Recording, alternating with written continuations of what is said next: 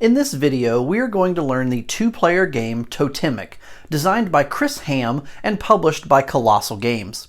In Totemic, players take on the role of animal totems competing for their position within the spiritual hierarchy.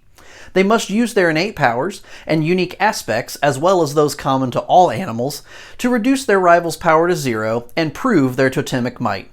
Let's take a look at how to play Totemic.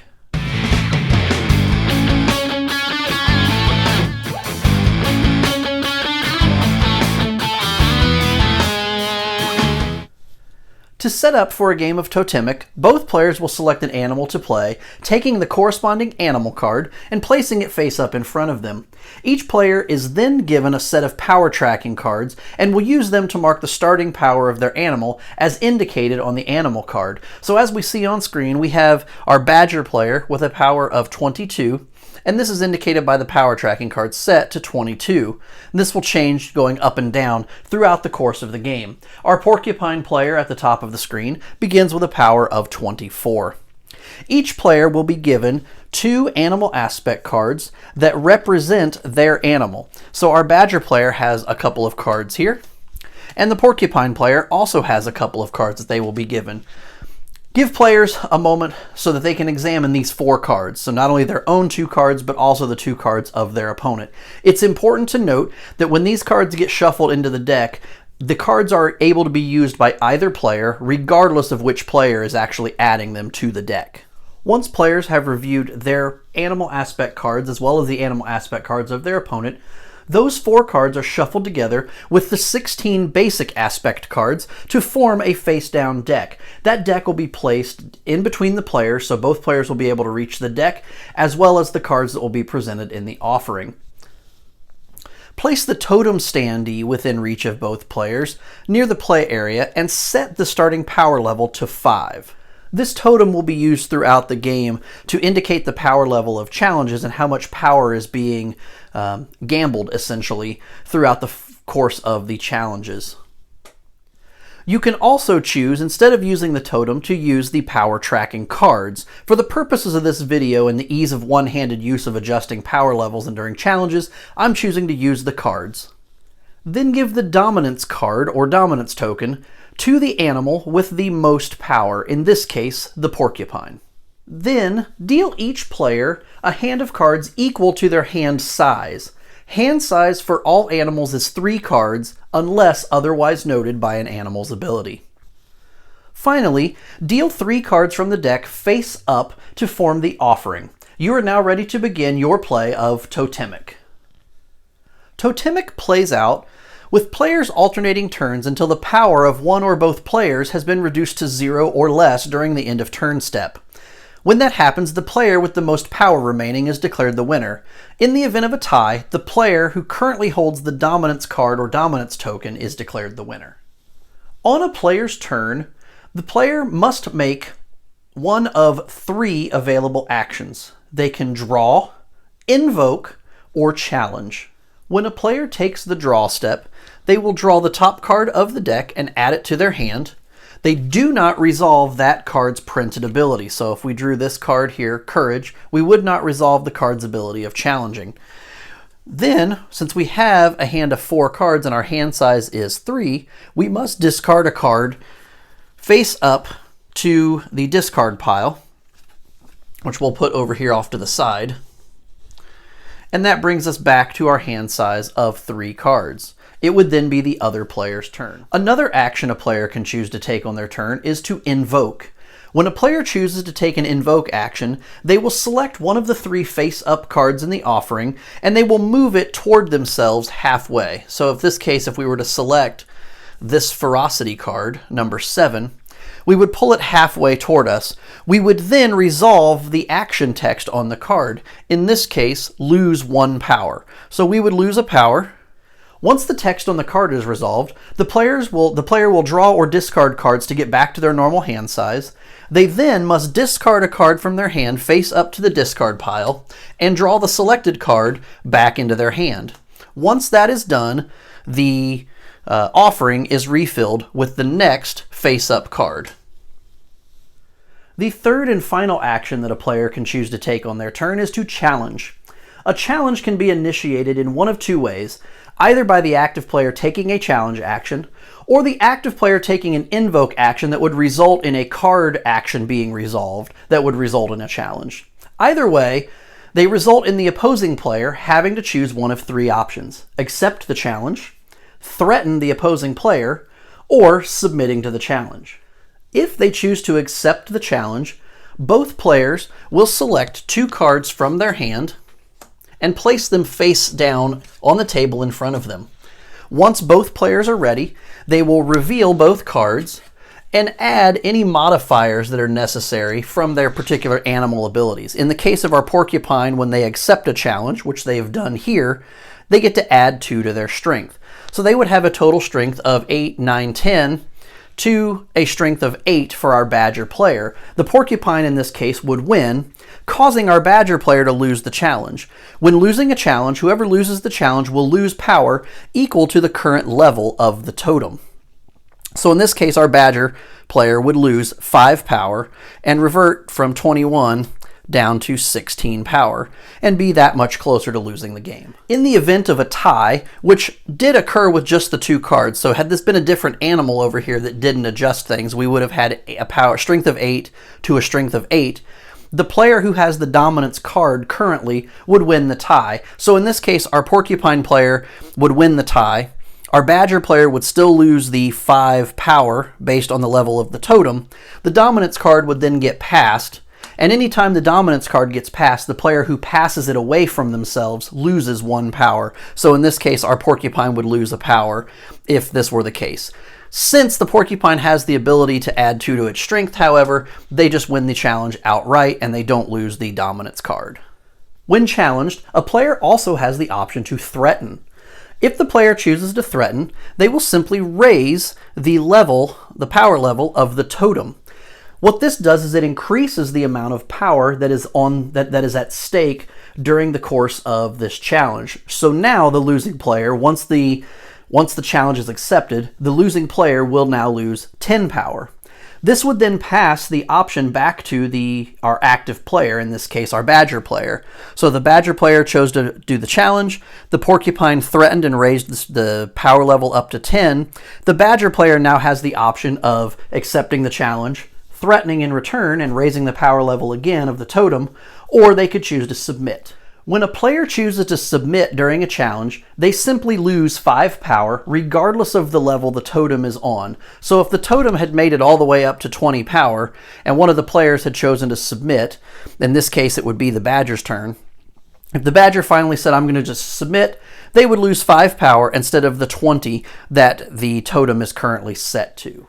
One other thing that submitting does for you, in the case of our badger player, if they chose to submit, they would lose 5 power. The other player, in this case the porcupine player, would select 2 cards from their hand and discard them, and then draw back up to the hand size. The player who submitted does not discard any cards.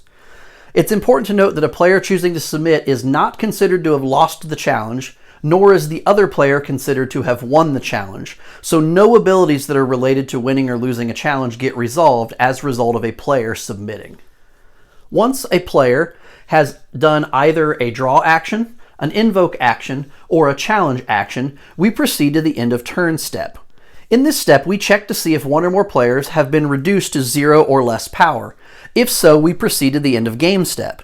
If not, if both players are still above 0 power, then we will fill any empty spaces in the offering with cards from the top of the deck, return the totem to its lowest level, so we reset it back to 5, and then we start a new turn with the other player becoming the new active player. If, however, during the end turn step, we found that one or both players have been reduced to 0 or less power, the game is over and the player with the most remaining power wins. If one player has been reduced to 0 or less power, the other player wins.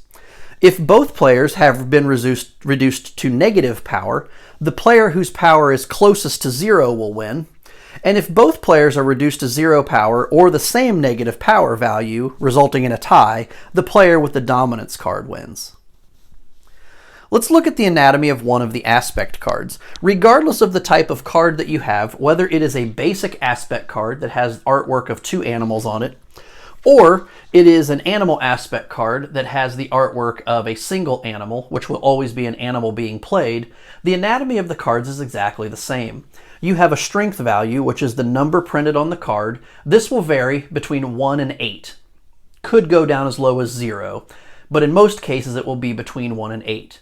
You have the name of the card. So in the case of our porcupine, we have Guile, and our basic aspect card over here has Ferocity. Then at the bottom, under the name of the card, we have the ability. So our Ferocity card here says to lose 1 power, and the Guile card says challenge, you may raise the totem level by 1. So these will be used throughout the course of the game.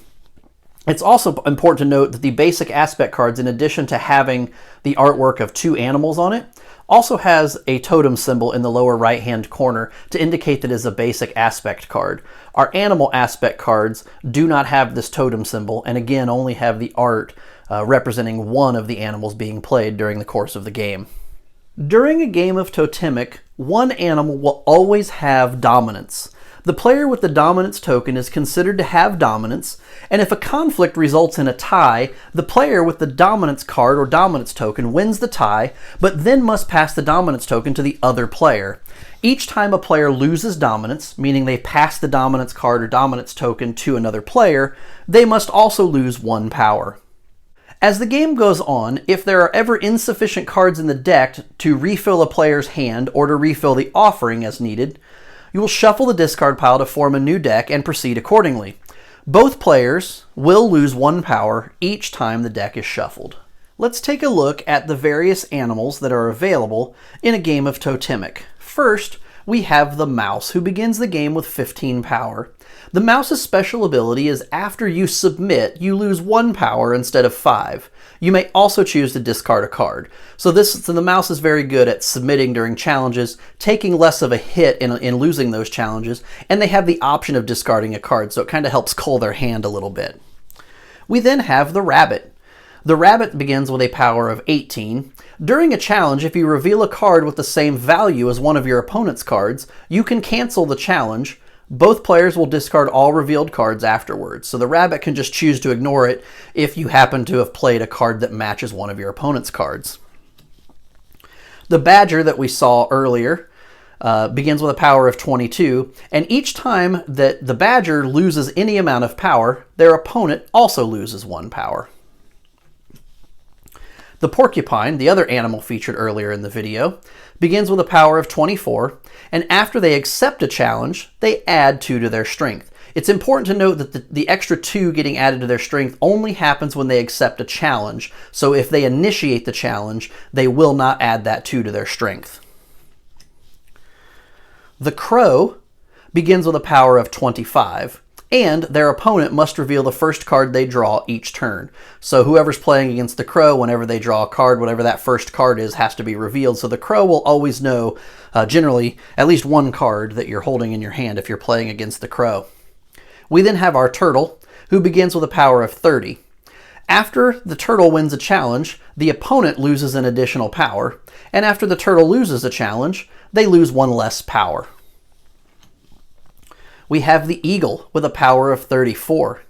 After your opponent discards any number of cards due to an ability, they lose 1 power for each card discarded. Again, important to note that the loss of power for discarding cards only applies to losing cards, discarding cards due to an ability. So discarding cards at the end of a challenge, for example, would not result in losing power as well. The stag, beginning with a power of 35.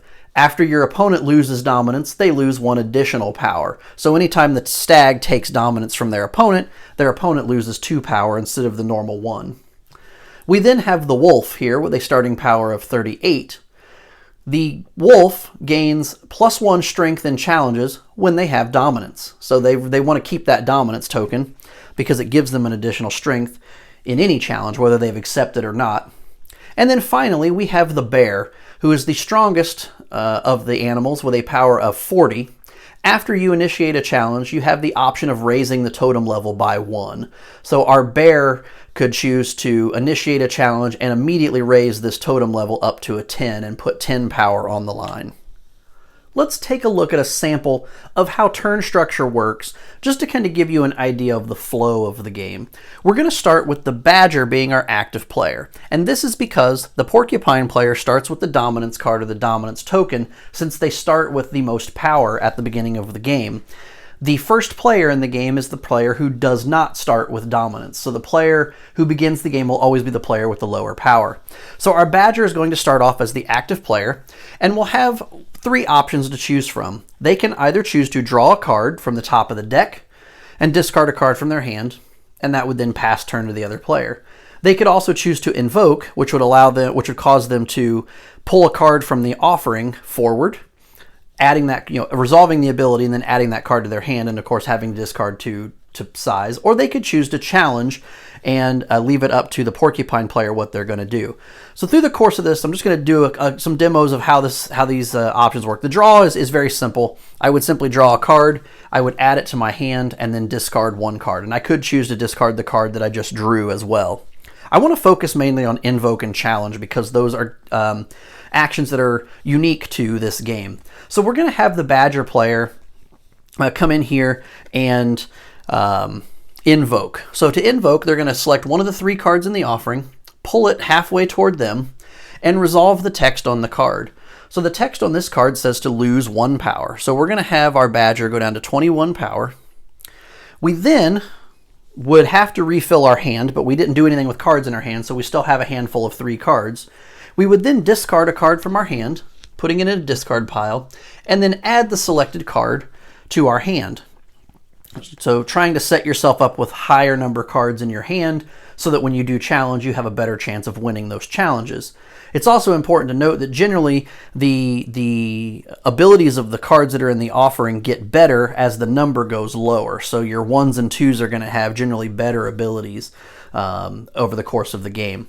We then go to the end turn step and check to see if any of the players have been reduced to 0 power or none or less.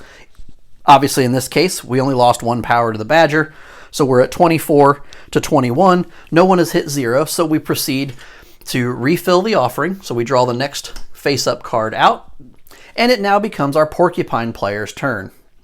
The Porcupine player is going to also use the Invoke ability. So I want to take a look at their hands. They are also going to use the Invoke ability, and they're going to pull this 8 toward them and initiate a challenge based on the card, the ability printed on that offering card. So they will be doing a challenge here. This now passes to our Badger player to either submit and lose 5 power. They could threaten and raise the level of the totem, basically gambling, so to speak, the amount of power on the line, or they could choose to just accept the challenge outright, which is what they're going to do. They're going to choose to accept the challenge right now as it is. Since they've accepted the challenge, our Porcupine player will select 2 cards and place them face down. Our Badger player will also select 2 cards and place them face down. Once both players are ready and have declared that they're ready, they will reveal their cards. So we have a total of 12, 6 plus 6, so we get 12 strength for our Porcupine player, and we have 14 strength down here for our Badger player. Again, the Badger is the one that accepted the challenge, so the Porcupine does not get the extra 2 strength granted by their ability because they actually initiated the challenge by taking the Invoke action. So our Badger player is going to win 14 strength to 12. That's going to reduce our Porcupine player's strength by the amount of the totem, currently 5. So our Porcupine player's strength is going to go from 24 down to 19, and it brings them closer to losing. Both players will then discard the cards they used in the challenge. They will then, beginning with the active player, so that would be our Porcupine player, draw back up to a hand of 3. And then, to complete the Invoke action, our Porcupine player must make room for the incoming card by discarding a card from their hand. So we'll discard this card, and we will draw the card that we used for the Invoke back into our hand.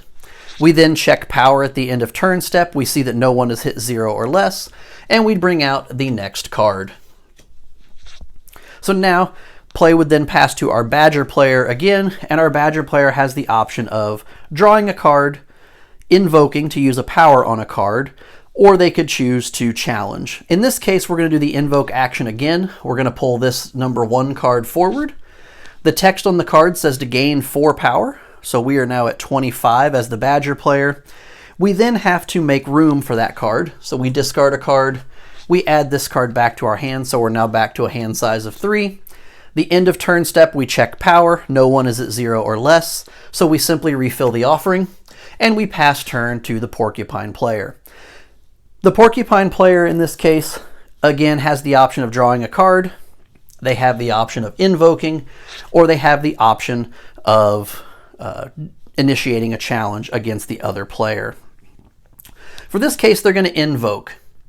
So they're going to pull this number 4 card forward. The 4 card is Cunning, and it says to copy the ability of a card that is in your hand or the offering. And this ability here cannot be copied. So we can't copy the copy that we're doing. But we could choose to copy one of these 2 cards, or we could choose to copy one of the abilities on a card in our hand, which is one of the few times where you actually get to use the abilities of the cards in your hand. Usually the cards in your hand are really only good for their strength value in the event of a challenge.